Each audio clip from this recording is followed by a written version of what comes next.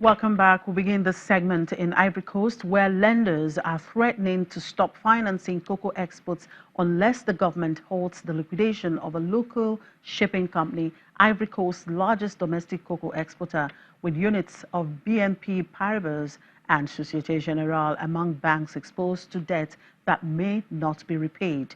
Our banks and the government are continuing talks after a court on July 18 ordered the liquidation of SAF Cocoa, which 2 years ago was the country's second biggest shipper of beans. The order was granted after an application by the industry regulator of the world's biggest cocoa producer, which is seeking to recuperate 7 billion CFA francs in debt. Banks are exposed to more than 150 billion francs in unpaid loans and are arguing that lenders stand a better chance of recovering the money if SAF Cocoa continues to trade. The liquidation of SAF Cocoa comes as banks are still recovering from last season's wave of contract defaults when shippers reneged on purchasing more than 200,000 tons of cocoa after betting wrongly that prices would rise. And buoyed by a booming Western health food industry obsessed with the next exotic superfood fad and tireless marketing from a small network of producers and suppliers, the fruit of Africa's most iconic tree has become a well-known internationally commodity. Until recently, Baobabs were only tapped for local use, but in a major business shift, a small network of producers and suppliers has pushed the fruit's profile abroad.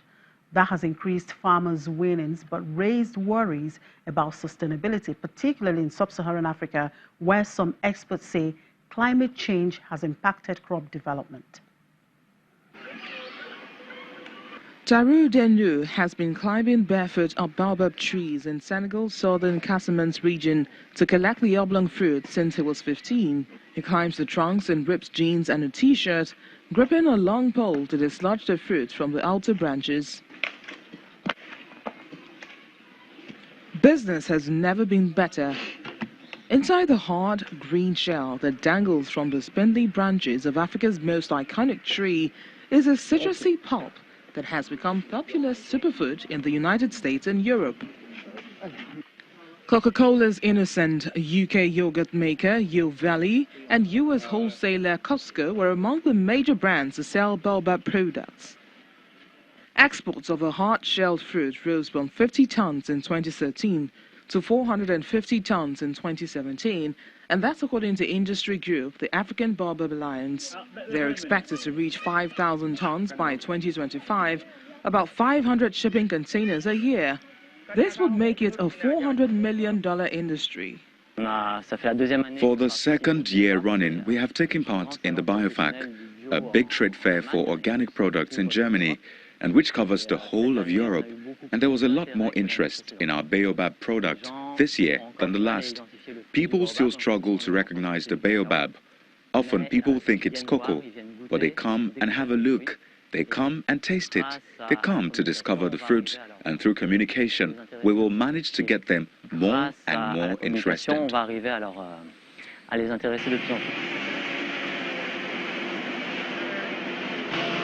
Hundreds of tons of baobab fruit a year are taken to processing factories run by international firms across Africa to be shaken and sieved into a powder. Experts have questioned whether a global market for this can be sustained. Unlike coffee or cocoa found in abundance in Africa, baobab is not a plantation crop. US-based Dan Nissel set up his nutrition company selling food over a decade ago. He added baobab powder to his range of products in 2013 when it was still an obscure ingredient outside of Africa. One of the things which is nice about the kind of being new to a field is that there's not a lot of competition. So that worked against us at the beginning as we're doing all the education, but now when you have people searching in Google for baobab or looking for it, they end up finding us rather than 10,000 other people who are selling it. So at this point, it's really working out well for us because we're starting to see the fruits of that labor pay off.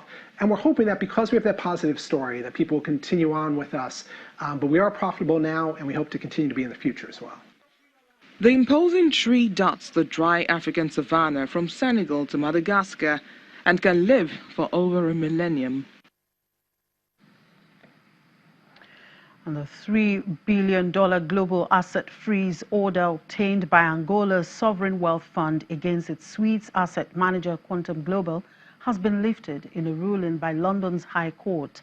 The judge granted a new temporary injunction until August 10 for a reduced amount of $560 million, however, to all time for an application by the fund for leave to appeal directly to the Court of Appeal.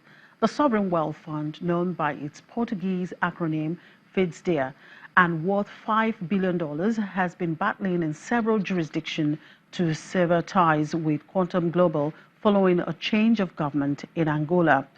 Quantum Global has denied any wrongdoing. A UK court imposed the original $3 billion freezing order in April after lawyers for FIDSDEA said the money under Quantum's management was at risk of dissipation as a result of an alleged fraudulent conspiracy. And to global oil market now, prices fell today after industry data showed U.S. stockpiles of crude unexpectedly rose, starting the new month in negative territory after the largest monthly decline in 2 years in July. October Brent crude futures dropped 29 cents to $73.92 a barrel, adding to a 1.8% loss in the previous session. U.S. crude futures were down 44 cents at $68.32 a barrel, having dropped nearly 2% on Tuesday. Brent fell more than 6% in July, while U.S. crude futures slumped about 7%, the biggest monthly decline for both benchmarks since July 2016.